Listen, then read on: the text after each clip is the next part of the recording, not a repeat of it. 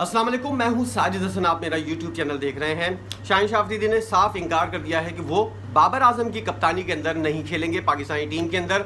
और ये जो सारा ड्रामा हुआ है पिछले एशिया कप के अंदर, उसके बाद 50 ओवर्स का वर्ल्ड कप और उसके बाद ये वाला वर्ल्ड कप जो हुआ है, उससे पहले जितनी भी सीरीज़ आई हैं, पाकिस्तान 2022 से सिर्फ एक सीरीज़ जीत चुका है और वो है आयरलैंड के ख़िलाफ़ सीरीज़। इससे पाकिस्तानी टीम का नुकसान हो रहा है और जो ग्रुप बंदियां हो रही हैं, इससे भी पाकिस्तानी टीम जो है वो नुकसान की जानिब जा रही है। याद कीजिए, जब से शाहिन शाह आफरीदी की शाहिद खान आफरीदी के साथ रिश्तेदारी हुई है, शाहिन शाह आफरीदी का करियर जो है वो नीचे की जानिब आ रहा है। और एक और जाहिलाना फैसला जो है वो शाहिन शाह आफरीदी ने कर लिया है कि बाबर आजम की कप्तानी के अंदर खेलने से इनकार कर दिया है। अब पाकिस्तान क्रिकेट बोर्ड क्या सोच रहा है कि अगर शाहिन शाह आफरीदी बाबर आजम को बरकरार रखा जाए कप्तानी के लिए चैंपियंस ट्रॉफी तक, तो क्या शाहिन शाह आफरीदी और उसके जो ग्रुप है, उसके अंदर बहुत बड़ी तादाद है खिलाड़ियों की, उस ग्रुप को क्या बाहर रखा जा सकता है? ये पाकिस्तान क्रिकेट बोर्ड के लिए इस वक्त सबसे बड़ी सोचने वाली चीज़ है। बाबर आजम को हटाना है तो फिर किसको कप्तान बनाना है, ये ऑप्शन भी पाकिस्तान क्रिकेट बोर्ड को तलाश करना होगा। अंदरूनी खाना बहुत कुछ चल रहा है, लेकिन चीज़ें जो सामने आ रही हैं उसके अंदर तशवीश की बात यह है कि दोनों खिलाड़ी जो है वो अब तक एक दूसरे के सामना करने को तैयार नहीं है, मिल बैठने को तैयार नहीं है।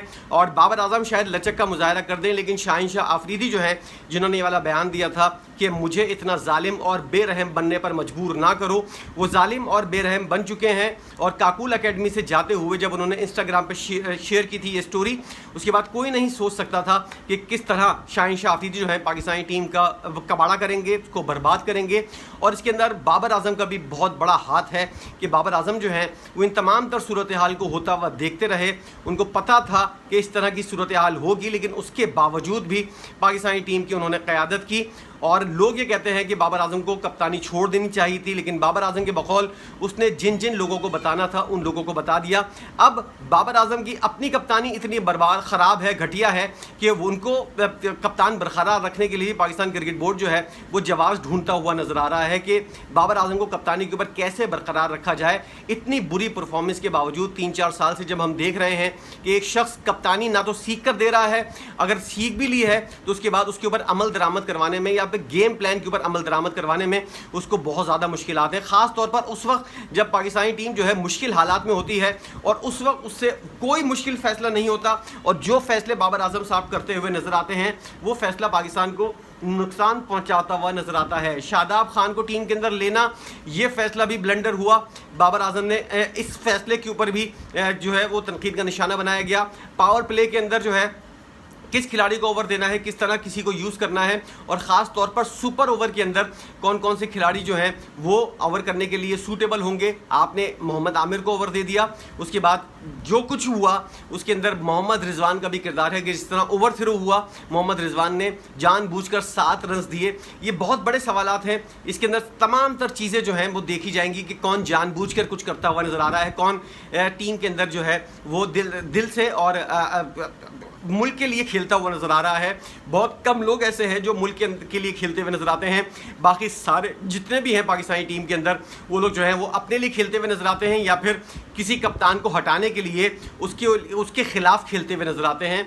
तो ये वाली चीज़ अब किस तरह ख़त्म होगी, ये एक बहुत बड़ा सवालिया निशान है। पाकिस्तान क्रिकेट बोर्ड जिस तरह की सर्जरी करना चाह रहा है, जिस तरह कोशिश कर रहा है, इससे ये चीज़ कभी भी ख़त्म नहीं होगी।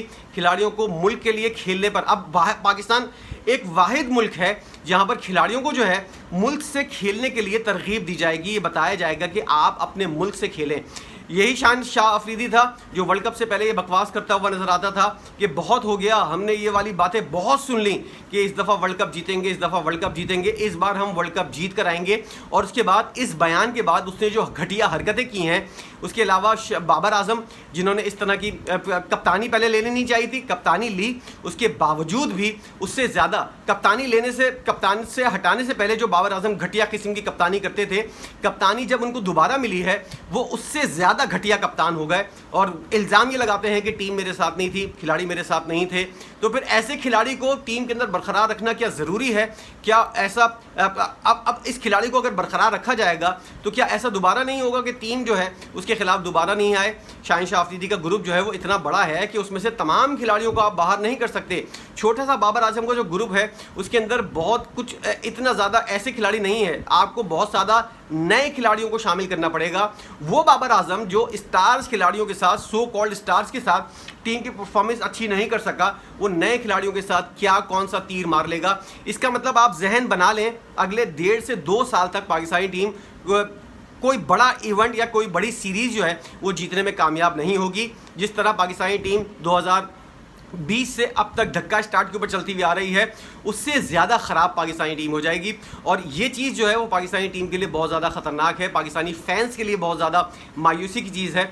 आप देखें दुनिया की टीमें जो हैं वो अपनी कारकर्दगी के अंदर आसमान की तरफ जा रही हैं और पाकिस्तानी टीम जो है उसी रफ्तार से ज़मीन की तरफ आती हुई नज़र आ रही है, बल्कि ज़मीन तक पहुँच गई है।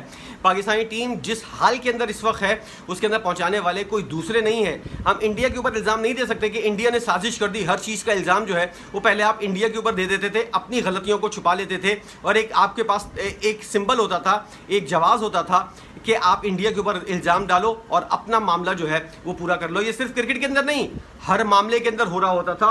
लेकिन जब से इंडिया ने आपको मुंह लगाना बंद किया है, आपके पास इल्ज़ाम देने के लिए कोई और चीज़ मौजूद नहीं है।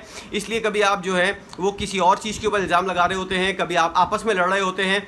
ये ऐसी चीज़ है जिसकी वजह से पाकिस्तानी टीम जो है और पाकिस्तान की क्रिकेट सबसे ज़्यादा नुकसान उठा रही है। और लोग जितने मायूस हुए हुए हैं इस वक्त क्रिकेट से, जितने लोग हमने पहले ज़माने में देखते थे कि लोगों का इंटरेस्ट होता था, लोग क्रिकेट देख रहे होते थे, इस वक्त पाकिस्तान के अंदर लोगों का इंटरेस्ट जो है वो इतनी तेज़ी से ख़त्म हो रहा है कि आने वाले दिनों के अंदर एक खौफनाक हकीकत पता चलती हुई नज़र आ रही है कि लोग जो हैं वो क्रिकेट देखना ही बंद कर देंगे। और ऐसा बहुत सी जगहों पर हो रहा है।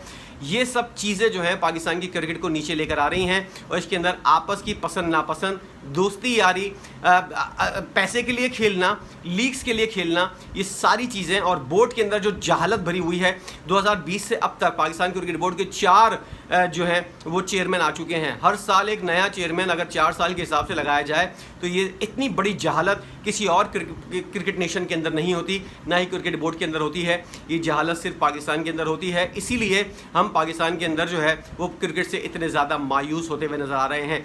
2 खिलाड़ी जो हैं अपनी अना की जंग के लिए पाकिस्तानी टीम का बेड़ा गर्क कर चुके हैं, लेकिन कोई इस वक्त पाकिस्तान क्रिकेट बोर्ड के अंदर कि ये बात कहने को तैयार नहीं है कि इन दोनों खिलाड़ियों को उठाकर बाहर फेंको। दोस्तियां करवाने की कोशिश की जा रही हैं पाकिस्तान क्रिकेट बोर्ड के अंदर। ये सोचा जा रहा है कि इन दोनों को कैसे एक साथ खिलाया जाए। आपके पास दूसरे खिलाड़ी मौजूद नहीं हैं जो इनकी जगह ले सकें और दूसरे खिलाड़ी बनने का मौका ही नहीं दिया गया इन दोनों खिलाड़ियों की जानिब से। इतने ज़्यादा स्ट्रॉन्ग और इतने ज़्यादा असरअंदाज होने वाले लोग हैं ये लोग, जिनकी वजह से पूरी पाकिस्तानी क्रिकेट जो है वो नीचे की तरफ आ रही है। और इन दोनों के किसी का बाप कुछ भी नहीं बिगाड़ सकता।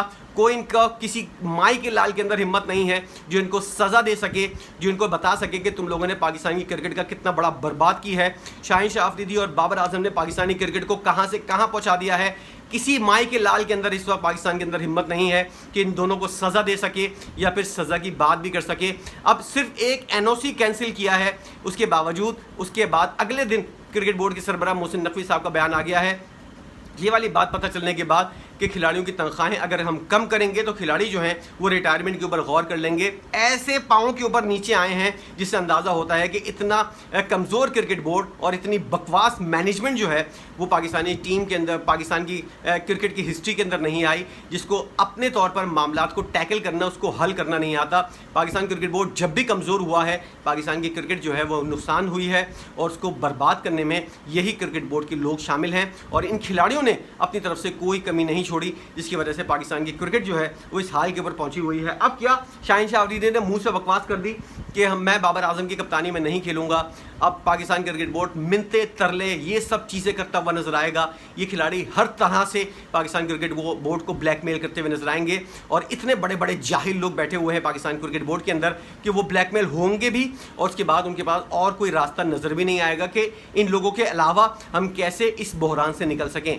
यही जहालत कुछ पाकिस्तान के अंदर होती हुई आ रही है और यही जहालत चलती हुई रहेगी। इसके अंदर इसके अलावा कोई पाकिस्तान के अंदर कोई बड़ा चांस नहीं है कि कोई बड़ा ब्रेक थ्रू आ सके, कोई ऐसी चीज़ हो सके जिसको हम समझ सकें कि हाँ क्रिकेट की तारीख के अंदर जो है वो बहुत बड़ा ब्रेक थ्रू आया है। चैंपियंस ट्रॉफी होने वाली है, लेकिन पाकिस्तानी टीम के अंदर इस वक्त 11 बंदे पूरे करने के लिए पाकिस्तान क्रिकेट बोर्ड जो है वो मिन्नतें और तरले करता हुआ नजर आ रहा है। सर्जरी का मामला जो है वो बहुत पहले ख़त्म हो चुका था, अब उसके बाद जो है वो सर्जरी क्या डंग टिपाऊ वाली पॉलिसी के ऊपर चलते हुए नजर आ रहे हैं और इस वक्त बंदे पूरे करने के लिए पाकिस्तान क्रिकेट बोर्ड जो है वो लगा हुआ नजर आ रहा है। कोई सर्जरी नहीं होगी, किसी किस्म का कोई ऐसा फैसला नहीं होगा जो पाकिस्तान के इन दो बड़े क्रिकेटर्स को जो है वो नागवार गुजरे और इनको जो है वो किसी तरह भी समझ में ना आए ये वाला फैसला। इसलिए पाकिस्तान क्रिकेट बोर्ड जो है इन दोनों को सामने जो है मुकम्मल तौर पर सरेंडर करता हुआ नजर आ रहा है। इसलिए आने वाले दिनों के अंदर जो लोग यही दोनों चाहेंगे वही होता हुआ नजर आएगा। मुस्तकबिल के अंदर इनकी दोस्ती होगी या नहीं ये अभी कुछ भी कहना कबल अज़ वक्त होगा। पाकिस्तान क्रिकेट के अंदर कुछ भी बेहतर होता हुआ नजर नहीं आ रहा। इन दोनों खिलाड़ियों ने पूरा हाईजैक किया हुआ है। एक तरफ सुसर के मामला चल रहे हैं, दूसरी तरफ बाबर आजम को समझाने के लिए बहुत बड़ी टीम मौजूद है, उनके अब्बा, उसके अलावा पाकिस्तान क्रिकेट बोर्ड के साबिक सरबरा रमीज राजा, बहुत से लोग पसे पर्दा भी मौजूद हैं और सैरोगेसी वाले मामला जो है इसके ऊपर भी बहुत सी चीज़ें चल रही हैं। ये आगे चलकर मैं आपको बताऊंगा। इस वक्त जो सूरत हाल है, शाहिन शाह अफरीदी ने जो बाबर आजम की कप्तानी में खेलने से इनकार कर दिया है, इस पर आपकी अपनी क्या राय है? पाकिस्तान क्रिकेट को कितना नुकसान होगा? इन दोनों को बाहर कर दिया जाए तब पाकिस्तान क्रिकेट जो है वो किस तरह सही हो सकती है? इस सारे सवालों के जवाब यकीनी तौर पर आपके दिमाग के अंदर होगा। आइए कमेंट कीजिए और इन सवालों के जवाब इस वीडियो को देखने के बाद जो आपके माइंड के अंदर आता है, जो आपके दिमाग के अंदर आती हैं चीज़ें, वो ज़रूर शेयर कीजिएगा, अपनी राय का इजहार ज़रूर कीजिएगा। वीडियो देखने का बहुत शुक्रिया।